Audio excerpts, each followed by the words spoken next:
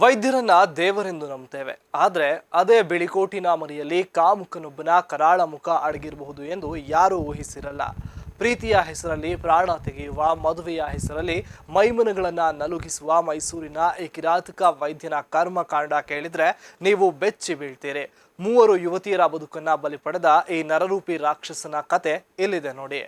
ಸಾಂಸ್ಕೃತಿಕ ನಗರಿ ಮೈಸೂರಿನಲ್ಲಿ ವೈದ್ಯನೊಬ್ಬನ ಅಮಾನವೀಯ ಕೃತ್ಯಗಳು ಇದೀಗ ಇಡೀ ಸಮಾಜ ತಲೆ ತಗ್ಗಿಸುವಂತೆ ಮಾಡಿದೆ.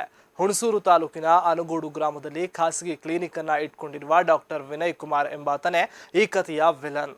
ಇವನ ವಂಚನೆಯ ಜಾಲ ಎಷ್ಟು ಭೀಕರವಾಗಿತ್ತೆಂದ್ರೆ ಪ್ರೀತಿ ಎಂಬ ಅಮೃತದ ಬಟ್ಟಲಿನಲ್ಲಿ ಈತ ಹಾಲಾಹಲವನ್ನೇ ಉಣಿಸಿದ್ದಾನೆ. ವಿನಯ್ ಕುಮಾರ್ ವೈದ್ಯಕೀಯ ವಿದ್ಯಾರ್ಥಿಯಾಗಿದ್ದಾಗಲೇ ತನ್ನ ವಿಕೃತ ಬುದ್ಧಿಯನ್ನ ಪ್ರದರ್ಶಿಸಿದ್ದ. ಸೀನಿಯರ್ ವೈದ್ಯಕೀಯ ವಿದ್ಯಾರ್ಥಿನಿ ನಾಗಶ್ರೀ ಎಂಬಾಕೆಯನ್ನ ಪ್ರೇಮ ಪಾಶದಲ್ಲಿ ಸಿಲುಕಿಸಿದ ಈತ ಮದುವೆಯಾಗಲು ಪೋಷಕರು ಒಪ್ಪುತ್ತಿಲ್ಲವೆಂಬ ನಾಟಕವಾಡಿ ಜೊತೆಯಾಗಿ ಆತ್ಮಹತ್ಯೆ ಮಾಡಿಕೊಳ್ಳೋಣ ಎಂದು ಪ್ರಚೋದಿಸಿದ್ದ. ನಾಗಶ್ರೀಗೆ ಹೆಚ್ಚಿನ ಪ್ರಮಾಣದ ಇಂಜೆಕ್ಷನ್ ಅನ್ನ ನೀಡಿ ತಾನು ಮಾತ್ರ ಕೇವಲ ನಿದ್ರೆ ಮಾತ್ರೆಯನ್ನ ಸೇವಿಸಿ ಸಾವಿನ ನಾಟಕವಾಡಿದ್ದ. ಮರುದಿನವೇ ಈತ ಗುಣಮುಖನಾಗಿ ಹೊರಬಂದರೂ ಆ ಮಾಸದ ಕೃತ್ಯದಿಂದಾಗಿ ನಾಗಶ್ರೀ ಬರೋಬ್ಬರಿ 12 ವರ್ಷಗಳ ಕಾಲ ನೆನಪಿನ ಶಕ್ತಿಯೇ ಇಲ್ಲದೆ ಜೀವಂತ ಶವವಾಗಿ ಬದುಕಿ ಇತ್ತೀಚೆಗೆ ಮೃತಪಟ್ಟಿದ್ದಾರೆ. ಇಷ್ಟಕ್ಕೆ ಈತನ ಕ್ರೌರ್ಯ ನಿಲ್ಲಲಿಲ್ಲ.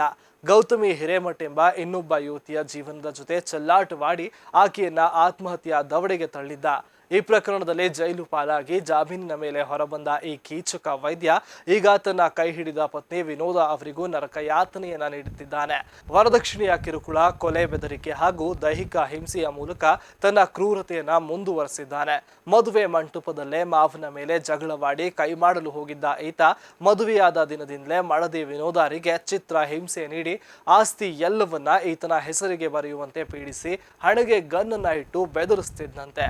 ಇನ್ನು ಈ ಈತನ ನೀಚ ಕೃತ್ಯದ ಬಗ್ಗೆ ಪತ್ನಿ ವಿನೋದ ಎಳೆಯಾಗಿ ಬಿಚ್ಚಿಟ್ಟಿದ್ದು ನ್ಯಾಯಕ್ಕಾಗಿ ಕೋರ್ಟು ಮೆಟ್ಟಿಲೇರಿದ್ದಾರೆ. ವೈದ್ಯಕೀಯ ವೃತ್ತಿಯ ಪಾವಿತ್ರ್ಯತೆಯನ್ನ ಮಣ್ಣು ಪಾಲು ಮಾಡಿದ ಈ ಕಾಮುಕ ವೈದ್ಯನಿಗೆ ಕಠಿಣ ಶಿಕ್ಷೆಯಾಗಬೇಕಿದೆ. ಬಣ್ಣದ ಮಾತುಗಳಿಗೆ ಮರುಳಾಗಿ ಬದುಕು ಕಳೆದುಕೊಂಡ ಆ ಹೆಣ್ಣು ಮಕ್ಕಳ ಆತ್ಮಕ್ಕೆ ನಿಜವಾದ ನ್ಯಾಯ ಸಿಗಬೇಕಿದೆ. ನೋಡಿದ್ರಲ್ಲ ವೀಕ್ಷಕರೇ, ಪ್ರೀತಿಯ ಹೆಸರಲ್ಲಿ ಸರಣಿ ಕೊಲೆಗಾರನಂತೆ ವರ್ತಿಸಿದ ಈ ವೈದ್ಯನ ಕೃತ್ಯ ಎಂಥವರನ್ನು ನಡುಗಿಸುತ್ತೆ. ವಿನೋದ ಅವರ ಧೈರ್ಯದಿಂದ ಇಂದು ಈತನ ಮುಖವಾಡ ಕಳಚಿ ಬಿದ್ದಿದೆ. ಕಾನೂನು ಇಂತಹ ಕೀಚಕನಿಗೆ ತಕ್ಕ ಶಾಸ್ತಿ ಮಾಡುತ್ತದೆ ಎಂಬುದನ್ನ ಕಾದು ನೋಡಬೇಕಾಗಿದೆ.